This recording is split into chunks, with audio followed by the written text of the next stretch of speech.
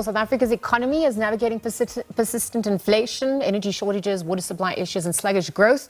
And with the postponement of the National Budget Speech 2025, we're going to be chatting to Dr Shahiem Patel, Dean of Regent Business School. He's going to be weighing in following the postponement of the speech to the 12th of March, also the expectations given the nation's current outlook. Dr Shahiem Patel, good morning, and thank you for making time to be with us here on the SABC at this hour. Good morning, Lisa. Thanks for having me. Well, let's look at what occurred this week. You are of the opinion that it was a defining moment for the country's financial and governance framework. How so? Yeah, I think the fact that, we've never seen a budget speech being postponed, at least in democratic South Africa, I think that's the first alarming point for me, right? So it's a break with tradition. And one must also obviously contextualize that against the fact that it's the first budget speech that's being delivered under the auspices of a GNU. So perhaps that might be the precursor as to why this may have happened. It's uncharted territory for many people.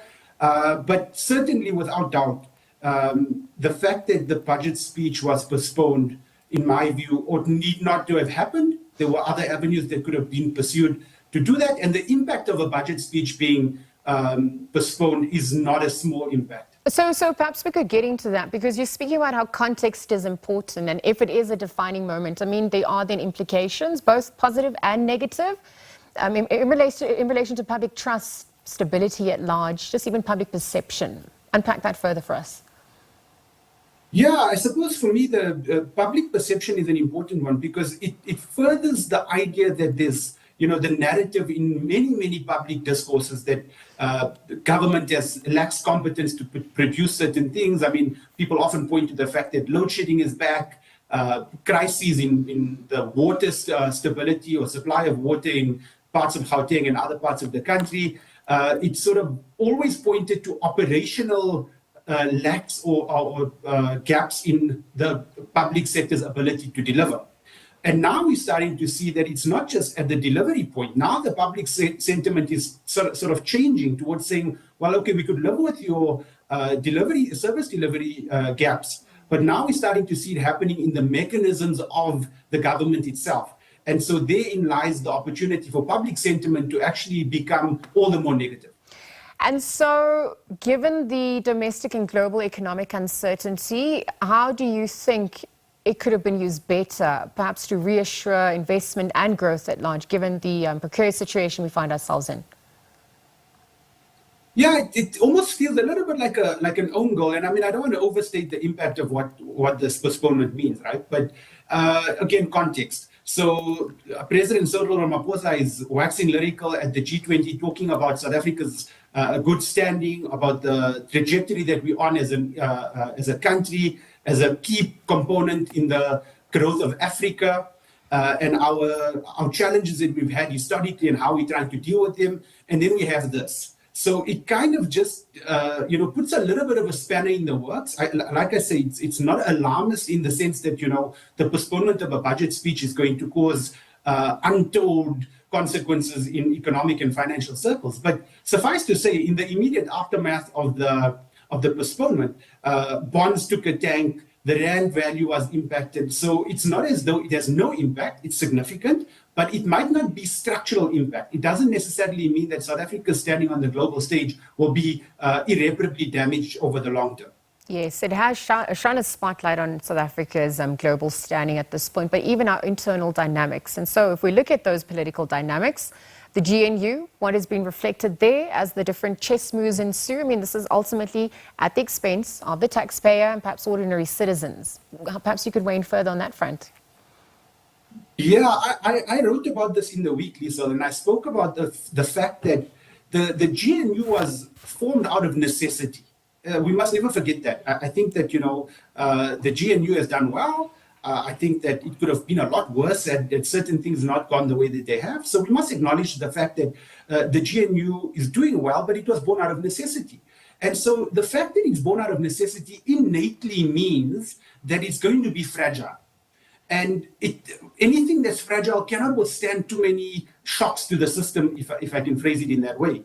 And the fact that there were so many discussions pre the decision to postpone the budget speech means that not every political party was on the same page in terms of how the budget speech should be constructed, how it should be delivered. There are even talks about some political parties within the GNU having not been consulted on the fact that it should be postponed. The larger narrative is that all GNU parties were in agreement that the speech should be postponed. So there's all of those sort of, slight mixed messaging, if you like, around the fact that not everybody was fully on board, but that's just on the sort of outer level. On the substantive issues, it's clear that not everybody was on board. The finance minister had a particular view on how the budget should be constructed, and there were opposing views which actually led to the postponement of the speech. So one may argue that's good for democracy, right? One may argue the fact that there's internal mechanisms within the GNU that says it's not just an ANC-led government, it's a GNU, it's a government of national unity, and that the health of the GNU is what led to this postponement. So I suppose it all depends on which angle or which lens one looks at this particular issue from. Well, the 12th of March has been touted as the new date. And speaking about checks and balances, I just want to get into some of the expectations. So let's look at that VAT hike proposal.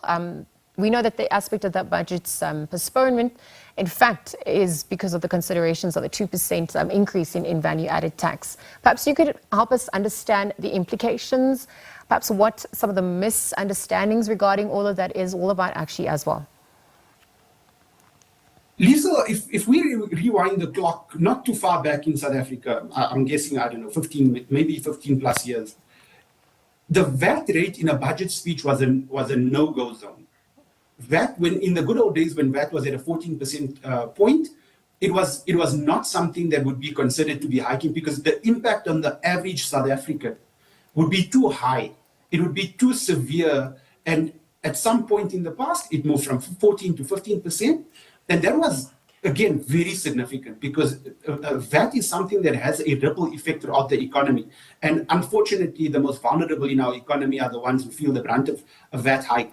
So now when you hear talk about a further 2% hike in VAT, it must be a cause for alarm. It must be cause for concern because we need to understand that it's not just 2%.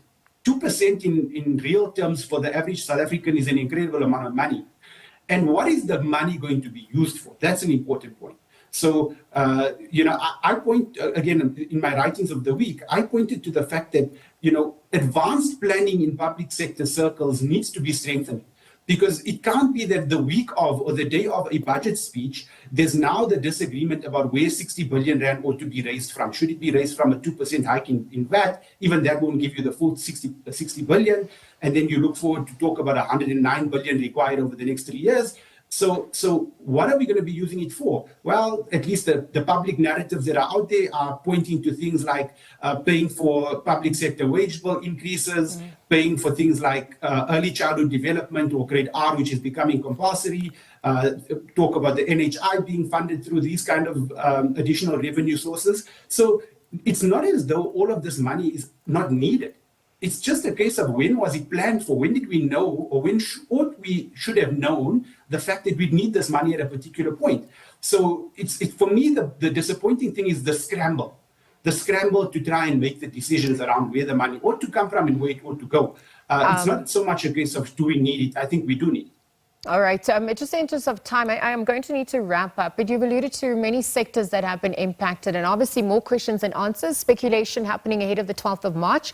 But we're looking at a South African context. There's triple threats that do still pervade a South African context. You're in the education space. Given that we are at the start of the academic year, what are the expectations on that front then? I believe firmly, and I really mean this, education is the driver for us to structurally transform our economy and to structurally transform this country.